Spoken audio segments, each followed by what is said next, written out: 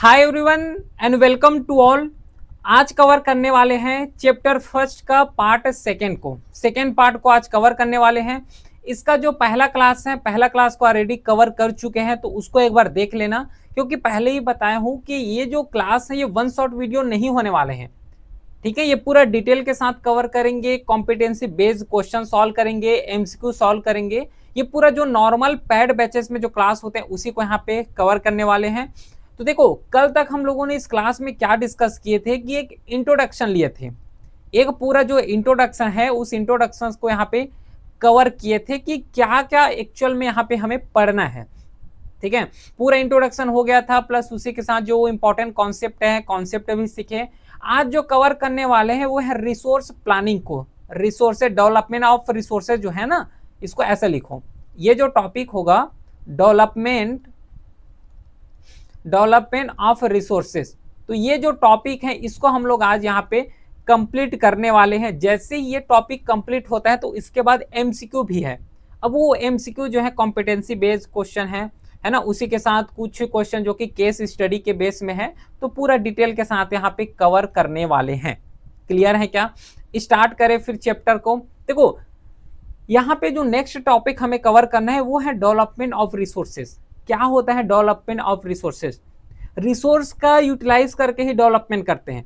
अगर पहले क्लास को देखे होंगे तो वहां पे जो है एक चीज बताया था कि कैसे और किस तरीके से जो रिसोर्सेज हैं, रिसोर्स को यूटिलाइज करके जो है डेवलपमेंट करते हैं। जैसे कि एग्जांपल लेते हैं। अब एग्जांपल में जैसे कि हम लोग लेते हैं कोयला का। कोयला से हम लोग क्या जनरेट करते हैं? इलेक्ट्रिसिटी जनरेट करते हैं। ठीक है, अब ये जो इलेक्ट्रिसिटी जनरेट करते हैं पूरे घरों तक यहाँ पे पहुंच रहे हैं, मतलब हर घर में इलेक्ट्रिसिटी है, हर घर में जो है एक उजाला है। तो इससे क्या पता चल रहा है कि कोई भी कंट्री जो है पूरा डेवलप है। तो एक जो रिसोर्सेज हैं, तो रिसोर्स का ही यूटिलाइज करते हुए पूरा क्या हो रहे हैं? डेवलपमेंट हो रहे हैं। तो जो रिसोर्सेज का मीनिंग तो कल भी समझ चुके हैं।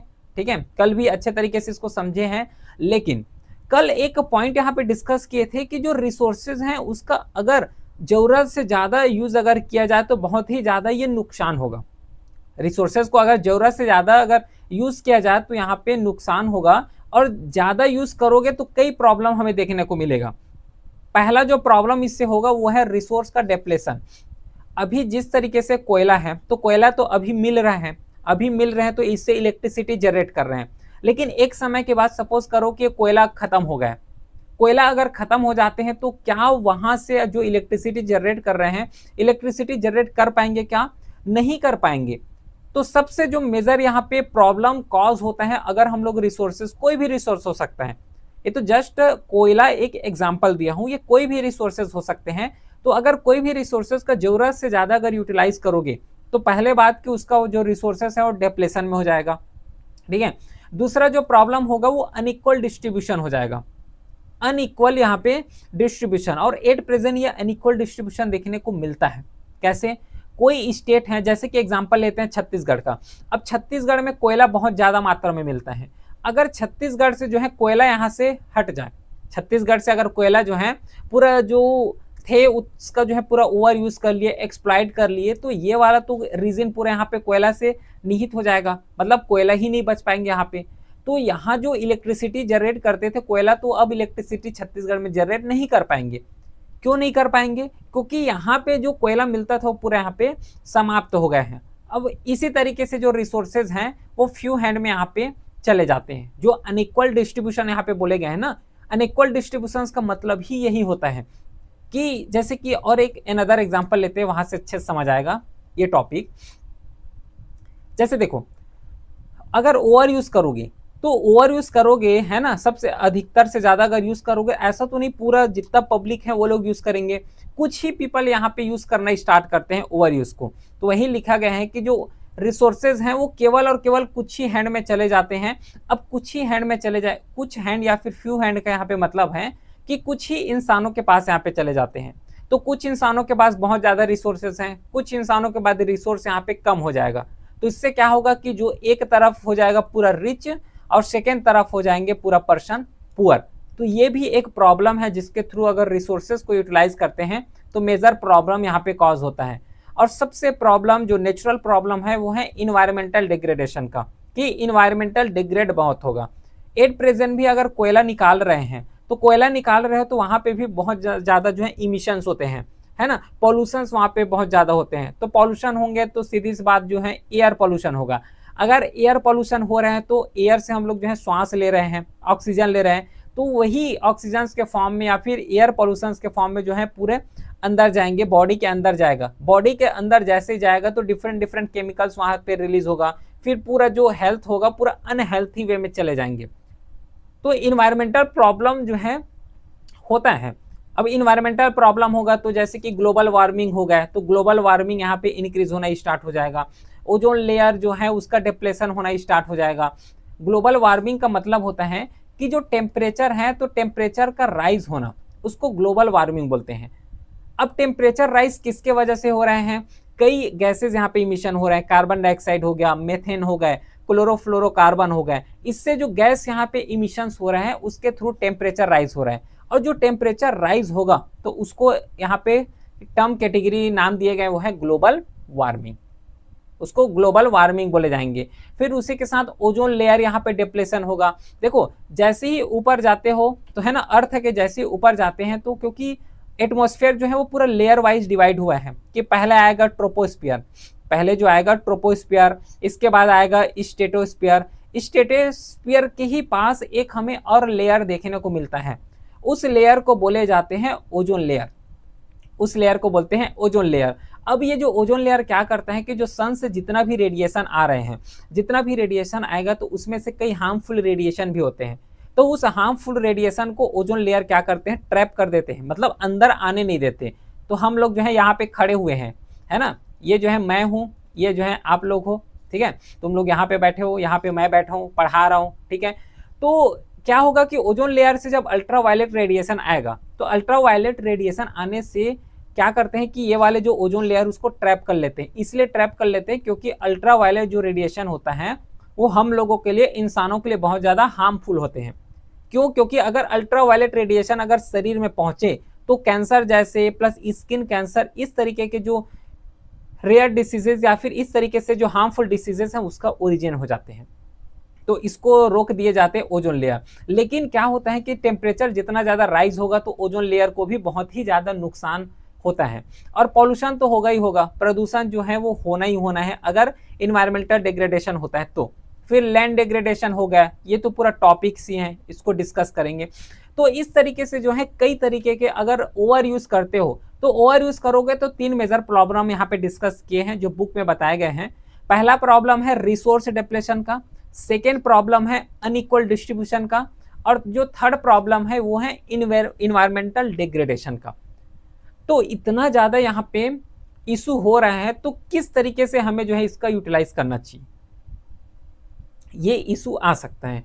तो इसी को रोकने के लिए, इस तरीके के जो ओवर यूज कर रहे हैं, तो इस ओवर यूज को रोकने के लिए हमें एक स्टेप लेना पड़ेगा, वो है कि रिसोर्सेज का प्लानिंग करना पड़ेगा कि किस तरीके से जो रिसोर्सेज है उसको प्लान किया जाए, ठीक है। क्योंकि अल्टीमेटली जब तक प्लान नहीं करोगे तब तक रिसोर्सेज को मनमाने तरीके से जो है यूटिलाइज करते रहेंगे। जैसे कि एक एग्जांपल लेते हैं, है ना, बार बार कोयला का एग्जांपल ले रहा हूं जिससे समझ आ जाए।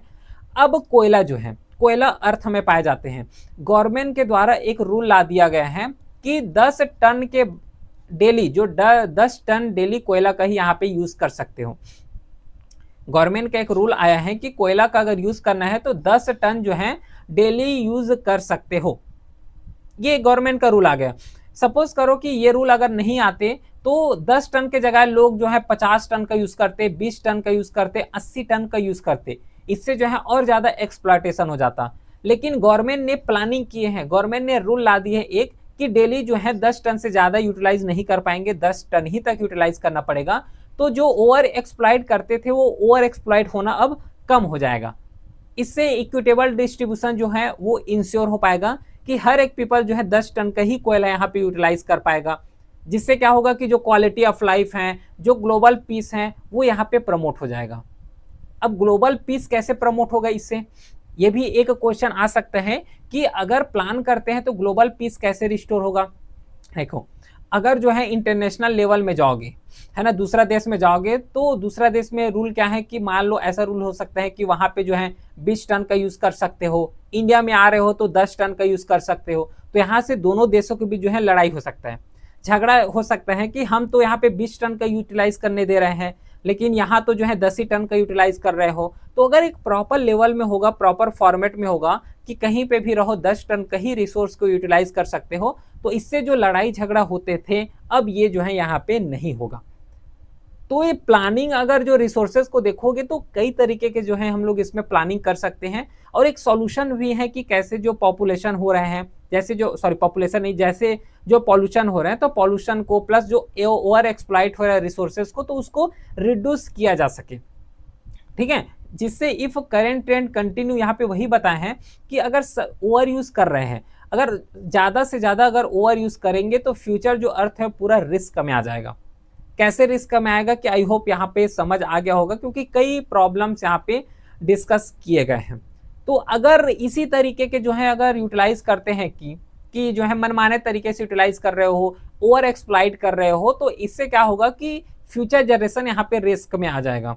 और फ्यूचर जनरेशन रिस्क में ना आए, इसलिए गवर्नमेंट के द्वारा नेशनल लेवल और इंटरनेशनल लेवल में गवर्नमेंट ने ये एक डिफाइन किए हैं। उस डिफाइन का नाम है sustainable development goal. Sustainable development goal. अब ये क्या होता है सस्टेनेबल डेवलपमेंट?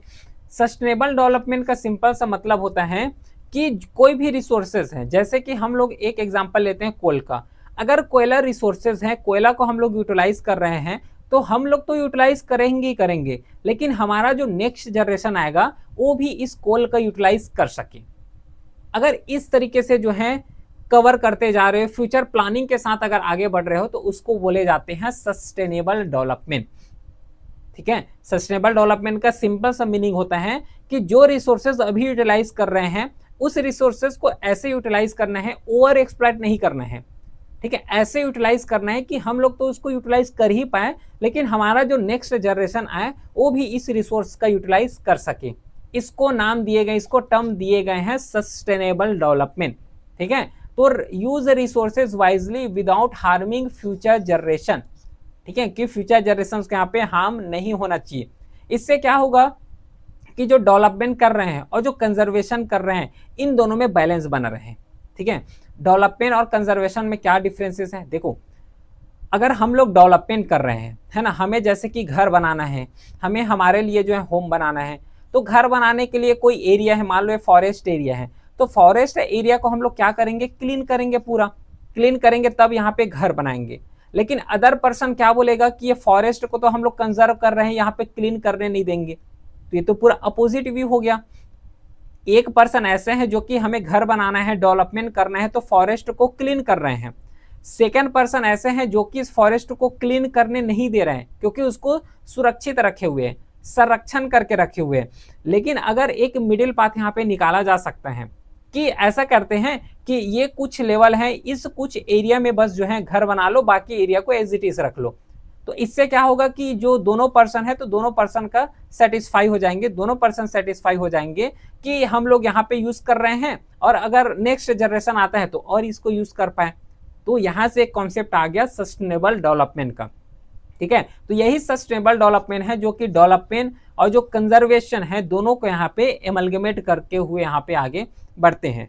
तो अगर सस्टेनेबल एग्जिस्टेंस में है तो सस्टेनेबल डेवलपमेंट होगा।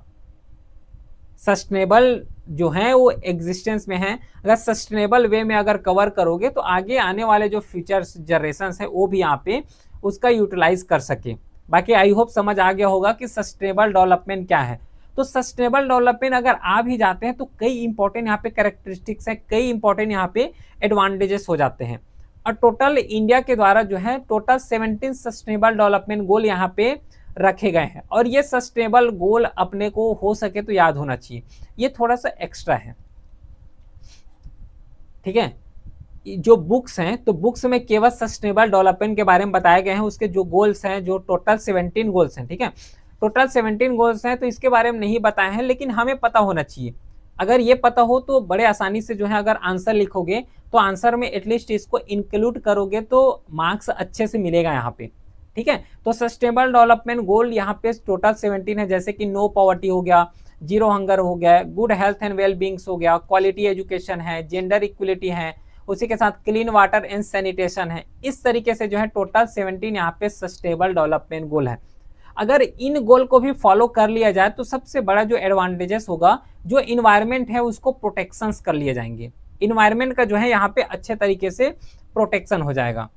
कैसे अच्छे तरीके से प्रोटेक्शन हो जाएगा यहाँ पे, चलो इस पॉइंट को भी समझते हैं। प्रोटेक्शन किस तरीके से होगा कि पहले बात यहाँ पे सस्टेनेबल डेवलपमेंट में कई बातें यहाँ पे बोले गए हैं, जैसे कि गुड हेल्थ एंड वेलबींग हो गया, है ना, क्लीन वेस्ट, अफोर्डेबल एनर्जी हो गया, सस्टेनेबल सिटीज हो गए। अब सस्टेनेबल सिटीज रहना है, सस्टेनेबल यहाँ पे कम्युनिटीज बना के रखना है, तो इसका मतलब क्या हो रहा है, ठीक है, इसका क्या हो रहा है, इसका जो मतलब इस सिंपल सा है कि इन्वायरमेंटल प्रोटेक्शन हो रहा है। सस्टेनेबल डेवलपमेंट के थ्रू ये बात बोले गए हैं कि हमें जो है फॉरेस्ट को क्लीन नहीं करना है। सपोज एक गोल है कि फॉरेस्ट को क्लीन नहीं करना है, तो इसके थ्रू इन्वायरमेंटल प्रोटेक्शन हो रहा है।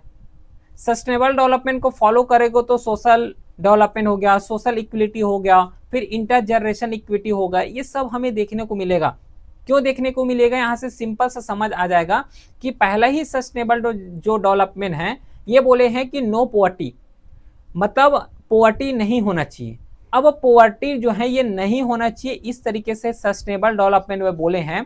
तो पॉवर्टी नहीं होने के लिए क्या क्या यहाँ पे इंपॉर्टेंट है, गवर्नमेंट के द्वारा स्टेप्स लिए जाएंगे, जैसे कि जो आंगनबाड़ी हो गया तो वहाँ पे जो है नरिशमेंट दिया जाएगा। कोई चिल्ड्रन जो है पुअर हैं या फिर उतना शिक्षा नहीं ले पा रहे हैं, तो वो जो है फ्री ऑफ कॉस्ट जो है स्कूल एजुकेशन ले पाएंगे। तो ये सस्टेनेबल जो डेवलपमेंट गोल है इसको फॉलो करने के लिए गवर्नमेंट के द्वारा जो इनिशिएटिव लिए जाएंगे, वो इनिशिएटिव यहाँ पे सब चीज को यहाँ पे फॉलो किए जाएंगे। तो सस्टेनेबल डेवलपमेंट गोल एक तरीके से बहुत ज़्यादा ही इंपॉर्टेंट है, और इसी को ध्यान में रखते हुए एक यहाँ पे समिट हुए थे। समिट का नाम याद रखना, रियो डी जिनारियो अर्थ समिट। ये जो अर्थ समिट है, ये अर्थ समिट हुआ क्यों था, अभी डिस्कस करेंगे क्यों हुए थे। लेकिन ये जो रियो डी जिनारियो अर्थ समिट है, जिसे 1992 में कवर किए गए थे जून में, जो रियो डी जिनारियो है ना, एक्चुअली ये नाम है, कंट्री का नाम है, कहाँ पे, सॉरी, रियो डी जिनारियो एक जगह का नाम है जो कि ब्राजील में पड़ता है। और इससे approximately 100 plus heads of state यहाँ पे आए थे। मतलब हेड्स ऑफ स्टेट का मतलब है कि डिफरेंट जो कंट्री हैं वहाँ के जो इलेक्टेड मेंबर्स हैं, है ना, जो पॉलिटिकल पार्टीज के जो मेंबर होते हैं, जो हेड बने हुए हैं, प्राइम मिनिस्टर हो गया, प्रेसिडेंट हो गए, ये सब यहाँ पे पार्टिसिपेशन किए गए थे। और इसे जो है फॉलो करने का काम, इसे जो है इस समिट को यहाँ पे हेल्ड करने का काम, मेजर जो एम रहा है वो है कि जो इन्वायरमेंट है, इस इन्वायरमेंट को प्रोटेक्शन किया जाए, इस इन्वायरमेंट को जो है प्रोटेक्शन किया जाए। क्योंकि अभी देख रहे हैं रिसेंटली कि बहुत ज़्यादा रिसोर्सेज का ओवर एक्सप्लॉयटेशन हो रहे हैं, क्लाइमेट चेंज हो रहे हैं, ग्लोबल वार्मिंग हो रहा है। तो ये जो है अभी का फिनोमेना नहीं है, ये सब चीज़ जो है ये पहले से भी चलते आ रहे हैं, और इसी को आगे न बढ़े, इसी को ध्यान में रखते हुए 1992 में एक यहाँ पे समिट ऑर्गेनाइज किए गए थे, रियो डी जिनारियो करके। इसमें से जितना भी इन्वायरमेंटल प्रॉब्लम्स हैं, जैसे कि ग्रीन हाउस गैसेस का इमिशन होना। ग्रीन हाउस गैसेस क्या होता है, ग्रीन हाउस गैसेस का सिंपल सा मतलब होता है कि जो हार्मफुल केमिकल है, जैसे कि कार्बन डाइऑक्साइड हो गया, मेथेन हो गए, ठीक है, क्लोरोफ्लोरोकार्बन हो गए, इन सब चीज से जो गैसेस निकलता है ये टेम्परेचर को जो है राइज करते हैं। और जैसे ही टेम्परेचर राइज होता है तो उसी को बोलते हैं ग्लोबल, है ना, उसी को बोलते हैं ग्रीन हाउस गैसेस, ठीक है, उसको क्या बोलते हैं, ग्रीन हाउस गैसेस बोलते हैं। तो ये सब चीज को कम करने के लिए यहाँ पे रियो डी जिनारियो अर्थ समिट हुए थे। फिर सोशल इकोनॉमिकल डेवलपमेंट हो गया, ग्लोबल कोऑपरेशन को इनकरेज करने के लिए इस समिट को ऑर्गेनाइज किए गए थे। लेकिन ऑर्गेनाइज तो किए गए थे, लेकिन कई यहाँ पे इंपॉर्टेंट मेजर आउटकम्स भी निकल के आए हैं, जैसे कि ग्लोबल क्लाइमेट चेंज हो गया। इसका एक डिक्लेरेशन यहाँ पे रूल लाए गए थे कि जितना भी क्लाइमेट चेंज हो रहा है तो अपने लेवल में इफर्ट यहाँ पे लेना पड़ेगा। जैसे कि इंडिया का अगर एग्जाम्पल लेते हैं, तो इंडिया में अगर ग्रीन हाउस गैसेस बढ़ रहे हैं या फिर कोई भी पर्टिकुलर गैसेस बढ़ रहे हैं, तो उसको रिड्यूस करने का रिस्पॉन्सिबिलिटी इंडिया के पास होगा। इंडोनेशिया में अगर कोई गैसेस यहाँ पे बढ़ रहे हैं तो उसको रिड्यूस करने का रिस्पॉन्सिबिलिटी इंडोनेशिया के पास होंगे। तो इस तरीके से जब अलग अलग कंट्री अपने लेवल में गैसेस को कम करेंगे, तो जो ग्लोबल वार्मिंग हो रहे हैं, जो गैसेस यहाँ पे इमिशंस हो रहे हैं, वो सब रिड्यूस हो जाएगा। तो गैसेस जब रिड्यूस होंगे तो जो टेम्परेचर है वो भी यहाँ पे कम हो जाएगा, और जो ग्रीन हाउस गैसेस बढ़ रहे हैं उसका भी यहाँ पे डिक्लाइनिंग हो जाएगा, जिससे जो बायोडाइवर्सिटिकल हैं, जो बायोलॉजिकल जो डाइवर्सिटी है, डिफरेंट डिफरेंट प्लांट हैं, स्पीसीज हैं, वो भी यहाँ पे रुक जाएंगे, मतलब उसका प्रोटेक्शन हो जाएगा। और जो फॉरेस्ट प्रिंसिपल है उसको भी बहुत ही ज़्यादा यहाँ पे इंडोर्समेंट मिलेगा। और मेजर यहाँ पे रियो डी जेनेरियो अर्थ समिट जो हुआ था, इसमें मेजर आउटकम आया था, इसमें एजेंडा 21 को अडॉप्ट किए गए थे। क्या है एजेंडा 21, इसको डिस्कस करेंगे। लेकिन एक चीज सोचो कि यहाँ पे रियो डी जेनेरियो अर्थ समिट हुआ है, रूल्स एंड रेगुलेशन बहुत लाए हैं, लेकिन उसको अप्लाई कैसे करोगे? इसी अप्लाई करने के लिए किस तरीके से उसको अप्लाई करना है, कैसे रिड्यूस करना है, ये सब बात किए गए हैं एजेंडा 21 में। और ये जो एजेंडा 21 है इसे अडॉप्ट किए गए थे रियो डी जेनेरियो अर्थ समिट 1992 में। ठीक है, इसे अडॉप्ट किए गए थे 1992 में। इसका सिंपल सा ऑब्जेक्टिव वही था कि जो इन्वायरमेंटल जितना भी डैमेज हो रहे हैं उसको रिड्यूस करना है, जो पॉवर्टी हो गया, डिसीज हो गया है ना, ग्लोबल कॉपरेशन हो गया, तो इन सब चीज को जो है कम करने के रेस्पेक्ट में, प्लस जो ग्लोबल कॉपरेशन है उसको बढ़ाना है, और जो पॉवर्टी हो गया, जो डिसीजेस हो गए, इनको पूरा कंट्रोल करना है, रिड्यूस करना है। उसके लिए एजेंडा 21 यहाँ पे लाए गए थे। ठीक है, और ये जो इंपॉर्टेंट फीचर्स भी ये देखने को मिलेगा कि ये जो है एवरी लोकल गवर्नमेंट इसको प्रिपेयर करेगा लोकल एजेंडा। अब ये जो लोकल एजेंडा है या फिर एजेंडा 21 है, ये ऐसा नहीं कि पूरा किसी ने रूल्स एंड रेगुलेशन दे दिए हैं कि इसको ये रूल्स एंड रेगुलेशन है, इसके अंडर काम करना है, नहीं, ये रूल्स एंड रेगुलेशन अपने लेवल में काम आएगा। ये जो एजेंडा 21 है इसे अगर डिस्ट्रिक्ट गवर्नमेंट चाह रहे हैं तो डिस्ट्रिक्ट लेवल में बना सकते हैं, लोकल गवर्नमेंट भी बना सकते हैं, स्टेट गवर्नमेंट भी बना सकते हैं। मतलब गैसेस को कम करने के लिए जितना भी यहाँ पे रूल्स से रेगुलेशन बनाए जा सकते हैं उसको एजेंडा 21 में रखे गए हैं।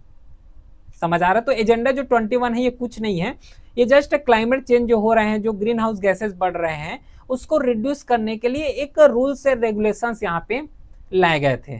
ठीक है, और इसी के थ्रू जो है पूरा रूल्स से रेगुलेशंस यहाँ पे लाए गए थे। ये तो समझ आ गया, ये वाला पॉइंट समझ आया।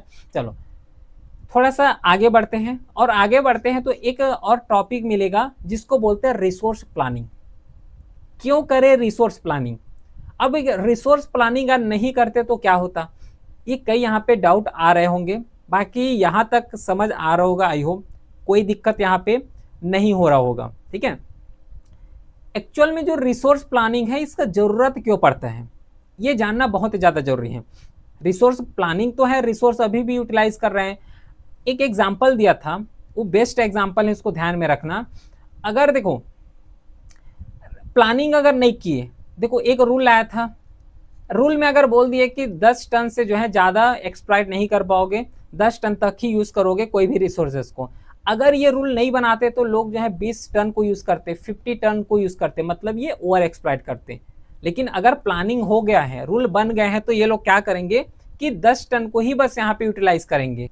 तो अगर जो रिसोर्सेज हैं इसको इक्विटेबल वे में, है ना, वाइजली तरीके से हर लोग जो है उस रिसोर्सेज को एक्सेस कर पाए, उसके लिए हमें जो है इसका प्लानिंग की जरूरत है। और ये प्लानिंग किस में बनता है, वो सस्टेनेबल डेवलपमेंट में बनता है। ठीक है, कि सस्टेनेबल डेवलपमेंट में, सस्टेनेबल डेवलपमेंट का मतलब वही होता है कि हम लोग तो यूटिलाइज करेंगे, लेकिन हमारा जो नेक्स्ट जनरेशन आएगा वो लोग भी इसका यूटिलाइज कर पाएंगे। और जो रिसोर्स प्लानिंग है ना, ये अदर कंट्री का छोड़ो, लेकिन अगर इंडिया का अगर एग्जांपल देखोगे तो इंडिया के लिए बहुत ही ज़्यादा ये यूजफुल है, इंडिया के लिए बहुत ही ज़्यादा जरूरी है। ये क्यों जरूरी है इंडिया के लिए? क्योंकि इंडिया का अगर लोकेशन देखोगे तो बहुत ही ज़्यादा यहाँ पे डाइवर्सिटी है।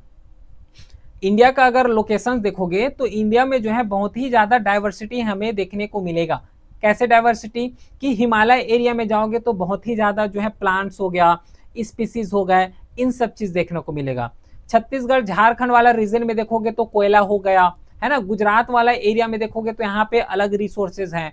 ठीक है, सदर्न इंडिया में जाओगे तो यहाँ पे अलग रिसोर्सेज मिलेगा।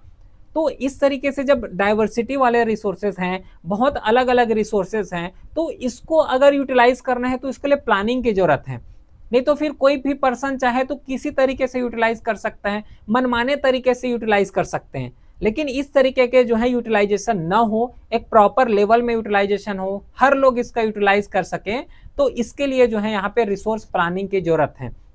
ठीक है, क्योंकि ऐसा भी देखने को मिलता है कि कई स्टेट ऐसे हैं जहां पे कोयला बहुत ज्यादा है। जैसे कि सिंपल सा एग्जांपल यहाँ पे लेते हैं, अगर मैं छत्तीसगढ़ या फिर झारखंड रीजन के देखूं यहाँ पे, तो इस वाले एरिया में कोयला बहुत ज्यादा मिलता है। लेकिन अगर वही गुजरात या फिर राजस्थान वाला एरिया को देखोगे तो यहाँ पे कोयला का मात्रा भी नहीं मिलता। मतलब रिसोर्स का यहाँ पे क्या हो रहा है, बहुत ज्यादा अपोजिशन हो रहे हैं। रिसोर्स कहीं पे बहुत ही ज्यादा है तो कहीं पे रिसोर्सेज बहुत ही कम है। राजस्थान वाला एरिया में देखोगे तो विंड पावर हो गया, रिन्यूएबल एनर्जी हो गया, उसका बहुत ज्यादा मात्रा देखने को मिलेगा। लेकिन अगर छत्तीसगढ़ या फिर झारखंड एरिया में देखोगे तो वहां पे नहीं देखने को मिलेगा। तो यहां तक तो समझ आ गया कि प्लानिंग क्यों जरूरी है, ठीक है। लेकिन प्लानिंग जरूरी है ये तो समझ आ गया, लेकिन एट प्रेजेंट अगर सिनारियो देखोगे, इंडिया का लोकेशन से यहाँ पे बना रहा हूं, यहां से जो है बहुत अच्छे समझ आ जाएगा कि जो रिसोर्सेज को देखोगे तो अनइवल डिस्ट्रीब्यूटेड हैं, एक्चुअल में हैं। देखो जैसे कि इंडिया का अगर लोकेशन देखोगे तो इस तरीके से जो है रफली जो है इंडिया का मैप बनता है। क्लियर है, ये देखो। अब यहाँ पे क्या बोले हैं कि जो रिसोर्स रिच वाले स्टेट है, जैसे कि झारखंड हो गया, छत्तीसगढ़ हो गए, मध्य प्रदेश हो गए, तो ये वाला एरिया में बहुत ही ज्यादा रिसोर्स देखने को मिलेगा। मिनरल भी बहुत ज्यादा मिलेगा, कोयला भी बहुत ज्यादा देखने को मिलेगा। लेकिन वही को अगर कंपेयर की जाए, कंपेयर करे जैसे कि राजस्थान वाला एरिया हो गया, गुजरात वाला एरिया हो गया, तो यहाँ पे जो है हमें रिसोर्सेज नहीं मिलता। सेम अगर मैं अरुणाचल प्रदेश के बारे में बात करूं, ये वाले एरिया, तो इस वाले एरिया में जो है वाटर का रिसोर्सेज बहुत ही ज्यादा है। वाटर का रिसोर्सेज अरुणाचल प्रदेश में बहुत ही ज्यादा है, लेकिन इंफ्रास्ट्रक्चर नहीं है। होता है ना कि सिंपल से समझो, छत्तीसगढ़ और झारखंड वाला एरिया में अगर कोयला ज्यादा है तो कोयला ज्यादा है तो इसका मतलब ये नहीं है कि पूरा वहां पे डेवलपमेंट होगा। कोयला या फिर रिसोर्सेज ज्यादा है तो इसका मतलब ये नहीं होता है कि वो हर एक फील्ड में डेवलपमेंट होंगे। अगर अरुणाचल प्रदेश को देखोगे तो यहाँ पे वाटर बहुत ही ज्यादा है, वाटर के लेवल में कोई कमी नहीं है, लेकिन यहाँ पे इंफ्रास्ट्रक्चर जो है बहुत ही कम है, इंफ्रास्ट्रक्चर नहीं है।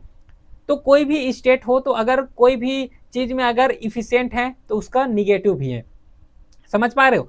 अगर छत्तीसगढ़ या फिर झारखंड का अगर एग्जांपल देखोगे तो यहाँ पे कोयला मिनरल्स बहुत ज्यादा है, लेकिन यहाँ पे इंफ्रास्ट्रक्चर डेवलपमेंट उतना ज्यादा नहीं है। राजस्थान वाले एरिया में अगर देखोगे तो यहाँ पे जो विंड पावर हो गए वो बहुत ही ज्यादा है, लेकिन वाटर का स्कार्सिटी है। देखो ना राजस्थान का एग्जांपल, जहाँ पे सोलर सिस्टम बहुत ही ज्यादा है, विंड सिस्टम बहुत ही ज्यादा है, लेकिन वाटर का स्कार्सिटी देखने को मिल रहा है। तो यहाँ से क्लियरली समझ आ रहा है कि रिसोर्सेज जो है वो बहुत ही ज्यादा अनइवल डिस्ट्रीब्यूटेड है, अनइवल डिस्ट्रीब्यूशन से यहाँ पे है।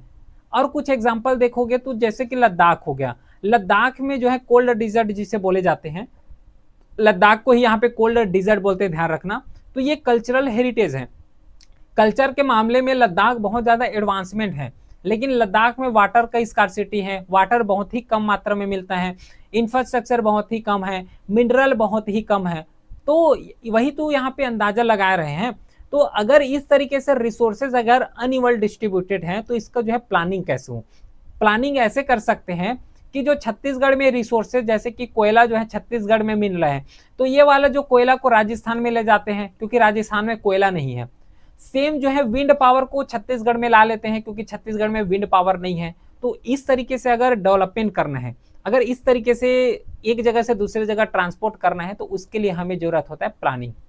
अब समझ आ गया कि प्लानिंग क्यों जरूरी होता है। प्लानिंग इसलिए जरूरी होता है क्योंकि रिसोर्सेज भी अनइवन डिस्ट्रीब्यूटेड है, ठीक है। तो अगर रीजनल डिस्पैरिटी है तो इसको कम करना है। देखिए ना कि एक जगह रिसोर्सेज ज्यादा है, एक जगह रिसोर्सेज कम है, तो इसका जो गैप को अगर फुलफिल करना है, गैप को कम करना है, तो उसके लिए जो है हमें प्लानिंग की जरूरत होता है।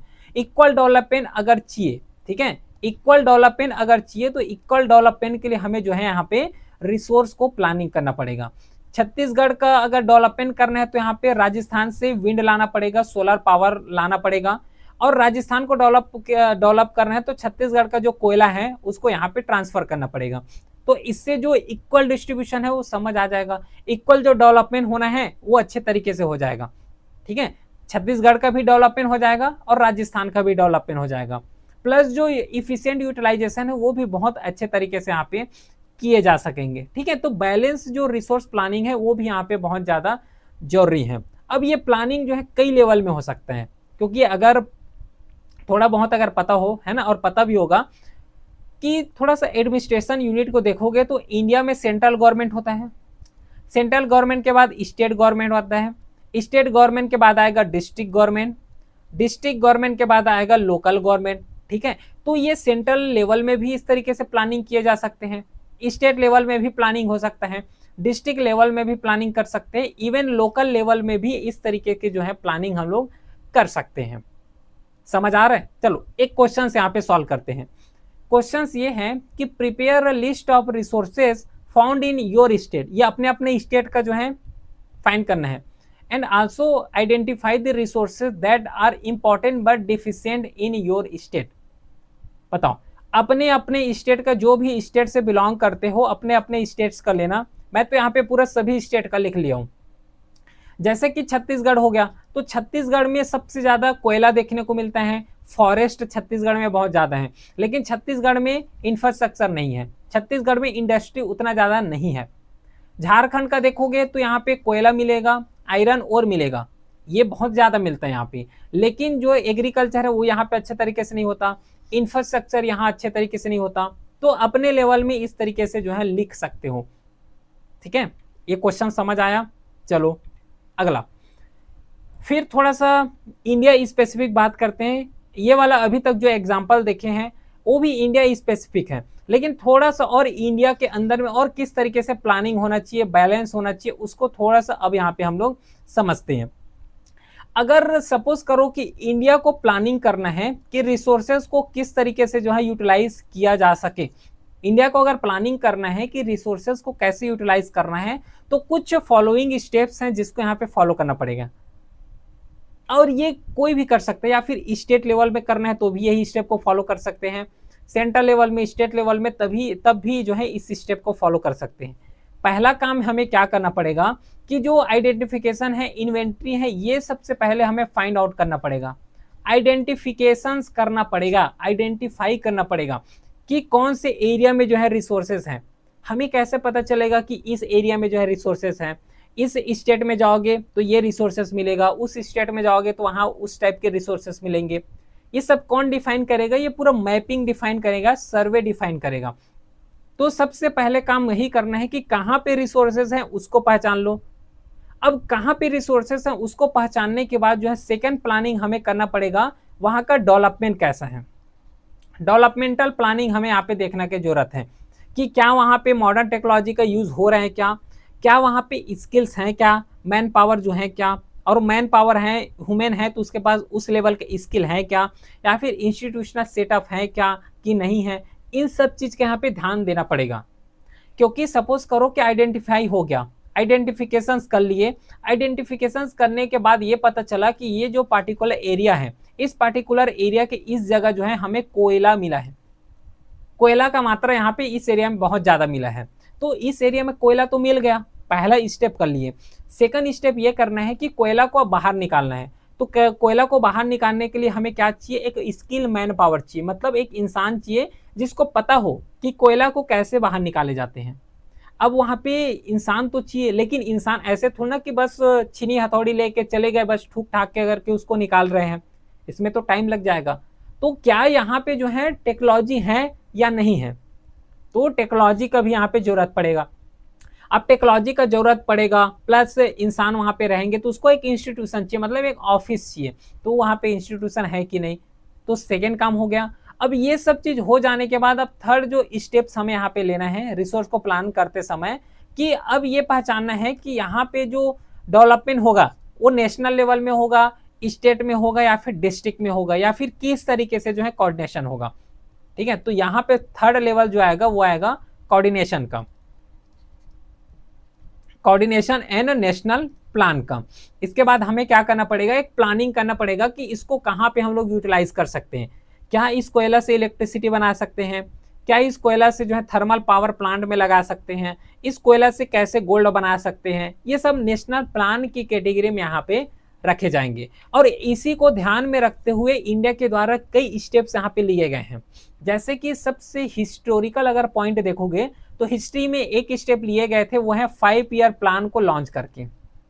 5 ईयर प्लान, जैसे कि 5 ईयर प्लान जो है 1951 से लॉन्च किए गए थे। अब ये 5 ईयर प्लान कई फेजेस में डिवाइड किए गए थे।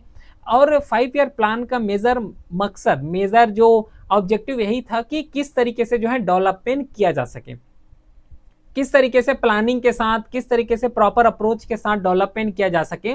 उसी डेवलपमेंट के लिए जो है 5 ईयर प्लान डिफरेंट फेज में लाए गए थे।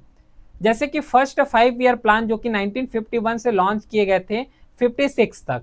अब ये जो फर्स्ट 5 ईयर प्लान रहे हैं, इसमें से जो है एग्रीकल्चर को सबसे ज्यादा इंपॉर्टेंस दिए गए थे, एग्रीकल्चर सेक्टर को, कि ये जो 5 साल रहेगा, इस 5 साल में केवल एग्रीकल्चर सेक्टर को सबसे ज्यादा ध्यान देंगे, एग्रीकल्चर सेक्टर में मॉडर्नाइज करेंगे, एग्रीकल्चर के लिए इरिगेशन फैसिलिटी यहाँ पे लाएंगे, उसी के साथ एग्रीकल्चर से रिलेटेड जितना भी इक्विपमेंट है उसको यहाँ पे ट्रांसफर करेंगे फार्मर के पास।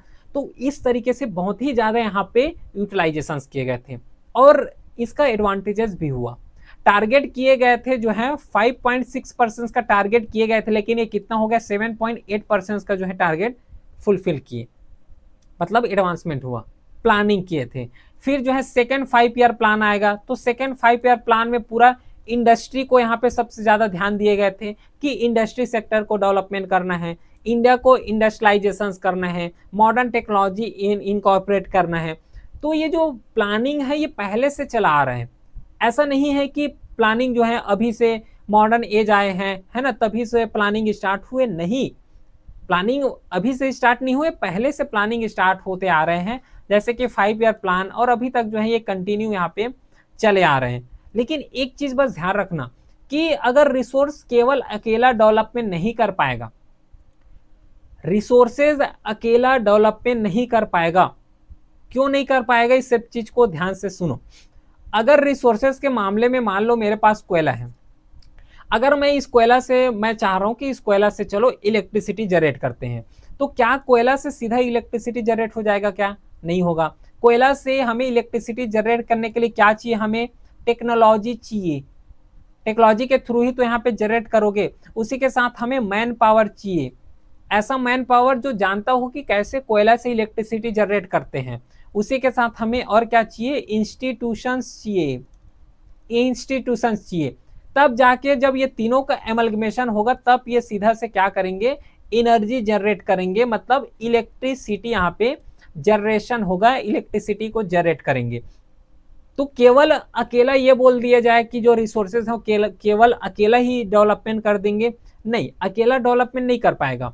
कोयला से अगर इलेक्ट्रिसिटी भी जनरेट करना है तो टेक्नोलॉजी की जरूरत है, मैन पावर की जरूरत है, इंस्टीट्यूशंस की जरूरत है, तब कहीं जाके जो है ये पूरा रिसोर्स को जो है एक लेवल तक, एक प्रॉपर डेवलपमेंट फेज में ले जा सकते हैं। एक क्वेश्चन करें क्या? चलो ये क्वेश्चन को देखो, can you name some resources rich but economically backward region and some resources poor but economically develop region? इसका रीजन यहाँ पे बताना है। ऐसे एरिया को यहाँ पे फाउंड आउट करना है जहां पे इकोनॉमिकली बैकवर्ड है, लेकिन वहां पे रिसोर्सेज बहुत ही ज्यादा है, रिसोर्सेज बहुत ही ज्यादा है, लेकिन वो वाला रीजन जो है डेवलप नहीं है। एग्जांपल लेते हैं, जैसे कि यहाँ पे देखो, सिंपल सा एग्जांपल लेते हैं झारखंड का, झारखंड का एक एग्जांपल लेते हैं। अब ये झारखंड वाले में देखोगे तो रिसोर्सेज बहुत ज्यादा हैं, रिसोर्सेज के मामले में बहुत ही ज्यादा है, चाहे वो कोयला का हो, चाहे फॉरेस्ट हो, है ना, चाहे आयरन ओर हो, ये सब जो है बहुत ही ज्यादा देखने को मिलता है राजस्थान एरिया में। लेकिन मिनरल के मामले में बहुत ही ज्यादा एडवांसमेंट है, लेकिन अगर इसका इंफ्रास्ट्रक्चर देखोगे तो इंफ्रास्ट्रक्चर यहाँ उतना ज्यादा नहीं है, टेक्नोलॉजी अगर देखोगे तो उतना ज्यादा नहीं है, इंस्टीट्यूशंस अगर देखोगे तो उतना ज्यादा बेहतर नहीं है। तो ये किसका एग्जाम्पल हुआ?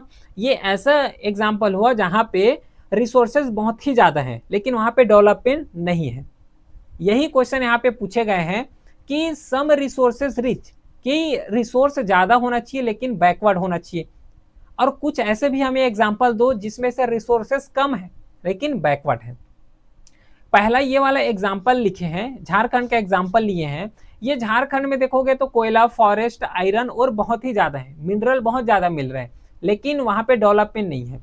इसका जस्ट अपोजिट लेते हैं, अपोजिट एक एग्जांपल हम लोग और लेते हैं, जैसे कि जापान का। जापान का अगर एग्जांपल ले, जापान इंडिया का आउटसाइड हो गया, या फिर इंडिया का अगर एग्जांपल लेना है तो गुजरात का एग्जांपल लेते हैं, ठीक है। अब ये गुजरात या फिर जापान एरिया में रिसोर्सेस नहीं है, जापान हो गए, गुजरात हो गए, इस वाले एरिया में रिसोर्सेज नहीं मिलेगा, लेकिन यहाँ पे डेवलपमेंट मिलेगा, डेवलपमेंट बहुत ज्यादा देखने को मिलेगा। तो जस्ट इसका अपोजिट हो गया। डेवलपमेंट चाहे टेक्नोलॉजिकल डेवलपमेंट हो, चाहे वर्क फोर्स हो, स्ट्रांग इंस्टीट्यूशन हो, इस तरीके से जो है यहाँ पे डेवलपमेंट मिलेगा। ठीक है, क्वेश्चन समझ आ गया क्या? क्वेश्चंस के साथ तो यहाँ पे जो है आंसर भी लिखे हुए हैं, कोई दिक्कत यहाँ पे नहीं होगा। लेकिन अगर अभी तक रिसोर्सेज का अगर एक्सप्लॉइटेशन हो रहा है, तो एक चीज माइंड में आ सकता है कि क्या ये रिसोर्सेज अभी से जो है ओवर एक्सप्लॉइट होना स्टार्ट किए हैं या फिर पहले से ही ओवर एक्सप्लॉइट हो रहे हैं। जैसे कि ये इंडिया है, इंडिया में जितना भी रिसोर्सेज यहाँ पे देखने को मिलता है, तो क्या रिसोर्सेज अभी से एक्सप्लॉइट हो रहे हैं या फिर पहले से ये रिसोर्सेज एक्सप्लॉइट होते आ रहे हैं? तो ध्यान देना, ये पहले से एक्सप्लॉइट होते आ रहे हैं। इंडिया में जितना भी रिसोर्सेज है ये अभी से नहीं, जब हिस्ट्री कवर करोगे तो हिस्ट्री से भी जो है पूरा रिसोर्सेज यहाँ पे ओवर एक्सप्लॉइट हो रहे हैं। जैसे कि ब्रिटिश जो है इंडिया को कोलोनाइज किए गए थे। क्या होता है कोलोनाइजेशन का मतलब? कोलोनाइज का मतलब, कोलोनाइज का सिंपल सा मीनिंग होता है कि इंडिया हो गया, इंडिया में कोई अगर बाहरी कंट्री के लोग रूल्स करे, रेगुलेशंस करे, सिंपल लेमन लैंग्वेज में अगर इंडिया के ऊपर कोई बाहर के देश आके जो है अपना राज करे, रूल्स एंड रेगुलेशन बनाए, पॉलिसीज बनाए, तो इंडिया क्या हो गया? कोलोनाइज हो गया।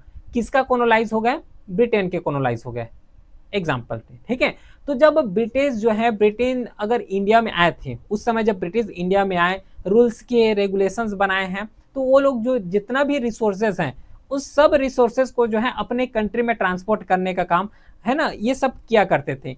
इंडिया का जितना भी रिसोर्सेज है उसको ओवर एक्सप्लॉइट करने का काम ये किया करते थे।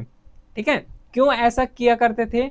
इसलिए ये लोग जो है यहाँ पे कर पाते थे क्योंकि ब्रिटेन में उस समय जो है टेक्नोलॉजिकल एडवांसमेंट बहुत ज्यादा हो गए थे, और वही टेक्नोलॉजी का यूटिलाइज करते हुए जितना भी इंडिया में जो रिसोर्सेज हैं, जितना रिच रिसोर्सेज हैं, उसको अपने देश में ट्रांसपोर्ट करने का काम यहाँ पे किया करते थे। तो इंडिया का जो एक्सप्लॉइटेशन है वो अभी से नहीं हो रहा है, वो बहुत पहले से होता हुआ स्टार्ट है, पहले से होता हुआ ही आ रहे हैं।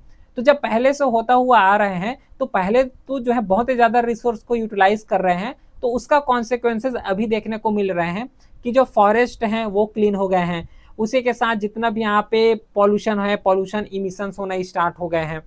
इस तरीके से डिफरेंट डिफरेंट फिनोमेना यहाँ पे होना स्टार्ट हो गए थे, वो पहले से हो रहे हैं, अभी से नहीं। लेकिन अगर इस तरीके के हो रहे हैं तो अब हमें जरूरत है वो है कंजर्वेशन का। अब कंजर्वेशन कैसे कर सकते हो? चाहे सस्टेनेबल यूज करके, डिप्लेशन जो है, जो डिप्लेशन हो गए थे उसको कम करके, इकोलॉजिकल बैलेंस बना के। तो इस तरीके से जब कोलोनाइजेशन जो ओवर एक्सप्लॉइट किए हैं तो उसको इस वे में जो है यूटिलाइज कर सकते हैं, रिड्यूस कर सकते हैं। ठीक है, इसी के टाइम में गांधी जी का एक व्यू याद है, इस व्यू को याद रखना कि there is enough for everybody's needs, not for greed. ये अगर क्वेश्चन में आता है, अगर इसको कोट करते हो विथ एग्जाम्पल, विथ नाम के साथ अगर कोट करते हो तो मार्क्स अच्छे तरीके से मिल जाएगा। गांधी जी ने बोले हैं there is enough for everybody need, जितना हमें जरूरत है। इंडिया में जितना भी लोग हैं, 150 करोड़ इंडिया में लोग हैं, तो 150 करोड़ के लिए जितना भी नीड है उसको सेटिस्फाई कर देगा। जो इंडिया है, इंडिया में जितना भी रिसोर्सेज हैं उस रिसोर्सेज से 150 पीपल को सेटिस्फाई कर देगा, लेकिन उसके ग्रीड को नहीं कर पाएगा, मतलब उसके जो लालच है उसको नहीं कर पाएंगे। ये गांधी जी के द्वारा यहाँ पे बोले गए हैं। बाकी जो एक्सप्लॉइटेशन हो गया, ग्रीड हो गया, प्लस मास प्रोडक्शन हो गया, इन सब चीज को गांधी जी के द्वारा यहाँ पे अपोज भी किया करते थे। ठीक है, तो किसको सपोर्ट करते थे? प्रोडक्शन बाई मासेस हो गया, सस्टेनेबल लिविंग हो गया, जैसे कि अभी रिसोर्सेज हैं, नेक्स्ट जनरेशन भी उसका यूटिलाइज कर सके। तो ये गांधी जी का व्यू था, गांधी जी के द्वारा यहाँ पे बोले गए थे। लेकिन ऐसा नहीं है कि केवल इंडिया में रिसोर्सेज हैं, इंडिया में ही ये सब चीज हो रहा है। ये अनदर कंट्री में इसी तरीके के फेनोमेना देखने को मिलता है। जिस भी कंट्री का एग्जांपल ले लो जहाँ पे रिसोर्सेज बहुत ज्यादा हैं, तो वहाँ पे भी ओवर एक्सप्लॉइटेशन हो रहा है। और इसी सब चीज को ध्यान में रखते हुए इंटरनेशनल इफर्ट यहाँ पे लगाए हैं। इंटरनेशनल लेवल में कई प्रोग्राम्स हो गया है ना, कई रूल्स एंड रेगुलेशन भी बनाए गए हैं, जिसके थ्रू जो ओवर एक्सप्लॉइटेशन हो रहा है, जो मिनरल ओवर एक्सप्लॉइटेशन है, उन सब चीज को रिड्यूस किया जा सके। और ये सब जो रिड्यूस करना और इंटरनेशनल इफर्ट यहाँ पे लगाना स्टार्ट हो गए थे 1968 में, जब से क्लब ऑफ रोम आए। और ये क्लब ऑफ रोम जो कि फर्स्ट एक इंटरनेशनल ग्रुप है, क्लब ऑफ रोम मतलब एक ग्रुप है, इंटरनेशनल ग्रुप है, और ये फर्स्ट इंटरनेशनल ग्रुप है जिन्होंने जो रिसोर्स डिप्लेशन है उसके बारे में कंसर्न जताया कि जो रिसोर्सेज है उसको बहुत ज़्यादा यहाँ पे ओवर एक्सप्लॉइट कर रहे हैं, जितना हमें ज़रूरत नहीं है उससे ज़्यादा भी हम लोग पूरा रिसोर्सेज को एक्सप्लॉइट कर रहे हैं। तो ये क्लब ऑफ रोम जो है 1968 में फॉर्म किए गए थे और यही फर्स्ट ऑर्गेनाइजेशन है जिन्होंने रिसोर्स जो डिप्लेशन हो रहे हैं उसको कंसर्न जो हो रहे हैं उसको रेस किए गए थे। और ये भी बताए गए हैं कि हमें जो है सिस्टमेटिक रिसोर्स को यहाँ पे कंजर्व करना पड़ेगा, सिस्टमेटिक वे में रिसोर्स को यहाँ पे यूटिलाइजेशन करना पड़ेगा। ये तो एक पहला ऑर्गेनाइज हो गया। जो गांधीयन फिलोसॉफी है इसको थोड़ा सा एक बार और रिविजिट करो, एक बार और देखोगे तो जो EF है इसके द्वारा बोले गए हैं small is beautiful. Small is beautiful, जिसके पास जितना कम होगा उतना ही ज्यादा उसका यहाँ पे एडवांटेजेस ले पाएंगे। और ये देखो यहाँ पे गांधीयन आइडियोलॉजी से इंस्पायर है। ये जो EF चुमैचर है, ठीक है, प्रोनाउंसिएशन में मिस्टेक हो सकता है ना, रिग्रेट फॉर दैट। तो जो गांधीयन आइडिया है और ये गांधीयन आइडिया से ही यहाँ पे इंस्पायर किए गए हैं। गांधी जी क्या बोलते हैं कि जितना भी पीपल है उसके लिए जो जरूरत है, जरूरत को तो फुलफिल किया जा सकता है, लेकिन जो लालच है, जो ग्रीड है, उसको फुलफिल नहीं किया जा सकता। इसी को अप्लाई करो ये वाले स्टेटमेंट में, small is beautiful, small is beautiful, जितना कम होगा उतना ही ज्यादा यहाँ पे होंगे। गांधीयन से जो है ये फिलोसॉफी यहाँ पे लिए गए हैं, जो कि नॉर्मली जो ह्यूमन वेलफेयर है, जो कंजप्शन को लिमिट करना हो गया, लोकल प्रोडक्शन हो गए, इन सब चीज में ध्यान देने का यहाँ पे बात किए गए हैं। बाकी कुछ और इंपॉर्टेंट ग्लोबल कंट्रीब्यूशन जो कि रिसोर्स को कंजर्व करने के लिए, रिसोर्स को जो ओवर एक्सप्लॉयटेशन हो रहा है उसको रिड्यूस करने के लिए यहाँ पे इस्टेब्लिश किए गए हैं। उसमें से पहला याद रखना है ब्रटलैंड कमीशन। ये जो ब्रटलैंड कमीशन है ये इंटरनेशनल बॉडी है 1987 का। इन्होंने ही सस्टेनेबल डेवलपमेंट का कॉन्सेप्ट इंट्रोड्यूस किए हैं। अभी भी समझते ना, टोटल यहाँ पे 17 सस्टेनेबल डेवलपमेंट गोल है। तो जो सस्टेनेबल डेवलपमेंट जो टर्म है, जो कॉन्सेप्ट है, इसे इंट्रोड्यूस करने का काम ब्रटलैंड कमीशन में हुआ था 1986 में, और इसके द्वारा एक रिपोर्ट लाए गए थे। कमीशन का नाम है ब्रटलैंड कमीशन। इसके द्वारा एक रिपोर्ट लाए गए थे अवर कॉमन फ्यूचर। इसमें से जो बात बोले गए थे वो यही बात बताए थे कि हम लोग जो रिसोर्सेज यूटिलाइज कर रहे हैं उसको जो है हमारे जो नेक्स्ट जनरेशन है वो लोग भी इसको यूटिलाइज कर सके। ठीक है, डेवलपमेंट होना चाहिए, डेवलपमेंट में कहीं पे भी यहाँ रोक टोक नहीं किए गए हैं। ठीक है, डेवलपमेंट करो, लेकिन फ्यूचर जो जनरेशन है उसको हार्म नहीं होना चाहिए। जितना डेवलपमेंट करना है उतना ज्यादा डेवलपमेंट करना है, कर भी सकते हैं, लेकिन जो फ्यूचर जनरेशन है उसको हार्म नहीं होना चाहिए। फिर ग्लोबल एक्शन स्टेज भी यहाँ पे लिए गए हैं। अर्थ समिट हुआ है, इसके बारे में तो कवर किए हैं, है ना, कर भी चुके हैं। तो जो प्लानिंग है रिसोर्स और जो डेवलपमेंट है, रिसोर्स का कैसे प्लानिंग होना चाहिए, ये पूरे 2-3 टॉपिक रहे हैं रिसोर्स से रिलेटेड। इसके बाद नेक्स्ट जो टॉपिक आएगा वो लैंड रिसोर्स के बेस में आएगा। तो उस टॉपिक को तो कल करेंगे, लेकिन अभी तक जितना भी कवर किए हैं उसके बेस में थोड़ा सा अब प्रैक्टिस कर लेते हैं। ठीक है, थोड़ा सा अभी यहाँ पे प्रैक्टिस कर लेते हैं। चलो, यहां तक कवर कर चुके हैं, थोड़ा सा यहाँ पे रिकैप करो जल्दी से। ठीक है, इसको जल्दी से जो है रिकैप करो जितना जल्दी हो सके। एक बार स्लाइड को देखो। रिसोर्स यहां से स्टार्ट हुआ था, आज जो है कवर करना स्टार्ट किए थे। कहां से स्टार्ट किए थे? यहां से स्टार्ट किए हैं। जल्दी से एक बार रीड करते चलो, उसके बाद वहां पे MCQ भी टेस्ट देना है।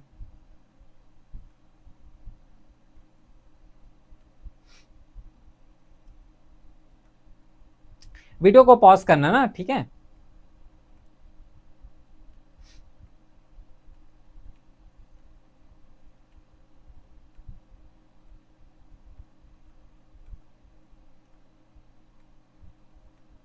चलो, यहां तक जो है वीडियो को पॉज करके आई होप कि थोड़ा सा यहाँ पे रिवाइज किए होंगे। अब प्रैक्टिस की तरफ बढ़ते हैं।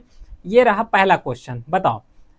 A region has abundant mineral but remain economically backward. What is the most appropriate reason?